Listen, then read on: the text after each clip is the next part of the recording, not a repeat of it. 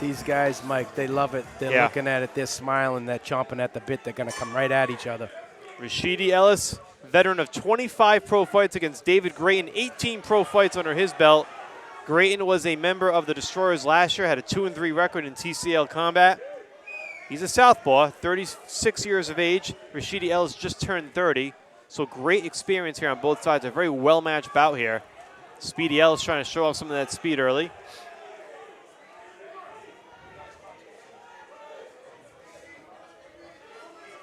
Little tactical game going on here. Oh.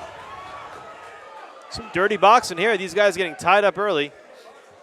Little headbutt. Looks like a little headbutt. I think he's bleeding. I think Rashidi might have a little cut over his eye. Something to keep in mind, too, Peter, as we watch this broadcast. A lot of these fighters are fighting heavier than they typically would in this format. As Ellis picks up the pace here. Caught him with some clean shots. Now, both of these guys really campaign as welterweights in their career. So fighting at a middleweight limit, and down goes Grayton. With the right hand. That's a big turn of events for the Butchers, who are looking to pad their lead. And now you're staring at a 10-8 round for Rashidi Ellis, and that's just kind of widen the gap. So great job by Ellis. Set up. Yeah. That's another knockdown there. That's a knockdown. No? No, I'm surprised. That would have been a 10-7 if there were 2 knockdowns. So Jerry let him go. Let him go there. Doesn't get the 10-7 yet, but a lot of time for Ellis. 90 seconds to be exact, Peter. Ellis just ate a hook there. He's just trying to fight out of trouble here, yeah. Good pressure. He's keeping the pressure on, stepping him down. Tremendous action in these launch rounds on TeamCombatLeague.tv. We thank you for joining us. Michael Parenti and Peter Welch again bringing you all the action here. Rashidi's mixing it up, body, head, body. I love the way, he changes levels so swiftly. Keeping him on the ropes. If you're Grayton, you just really want to survive this round, not get that 10-7. It's already going to be a 10-8, but you don't want to lose that extra point in the process. I'd like to see Rashidi force it a little bit like he did in the beginning of the first minute. It's kind of coasting. And you wonder, in the back of their minds, the fighter says, hey, I got the 10-8 round. Let me just ride this out. Don't do anything too crazy. Right. And so that's one of the other sides of this platform and what it presents. Right. Tactics. A lot of strategizing, if you will. You do have a team to consider when you're in there. Very much unlike anything we've seen in pro boxing, this Team Combat League, team format. Final 10 seconds here of this 5th fight. And Ellis scores a second knockdown. That's huge in the final 10 seconds. Knockdown. That was a hook. And the bell's going to ring, and Ellis is going to have a 10-7 round in the bank. Could be argued of a slip. Sure. But so let's set the stage here for these final 3 minutes. The Butchers have a 3-point lead. They've all but won this thing. The worst they can do is tie. If Michael Fox is able to knock out Rashidi Ellis, which right now seems like tough sledding as Ellis comes out firing, but if Fox were to get a knockout, it would even the score. However, it's Rashidi Ellis sending Michael Fox through the ropes.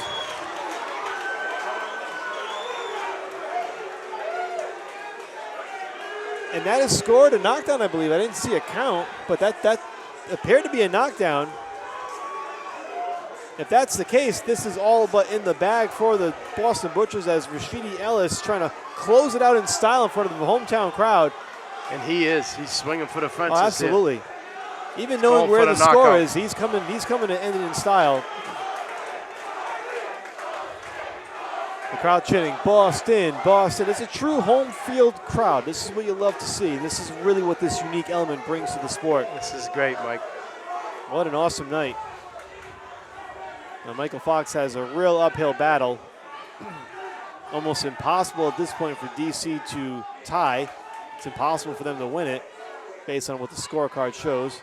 You can't get a 10-6 round.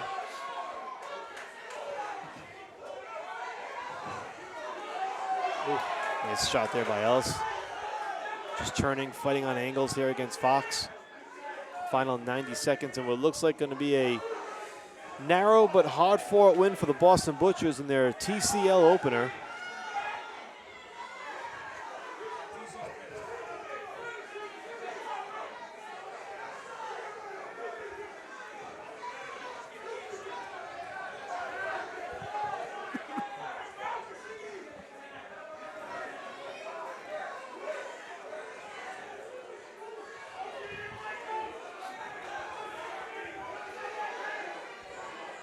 So the pace has slowed, but a great start for Rashidi Ellis, who set a tone in this match, Peter. I think he won the round and is just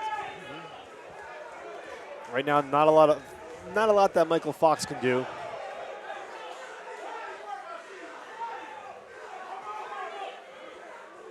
Again, a knockout would be the only way to even the score, and even that seems like an uphill battle here with 30 seconds.